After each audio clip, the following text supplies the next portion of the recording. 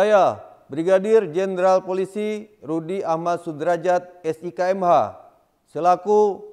Kepala Badan Narkotika Nasional Provinsi Aceh dan segenap keluarga besar BNNP Aceh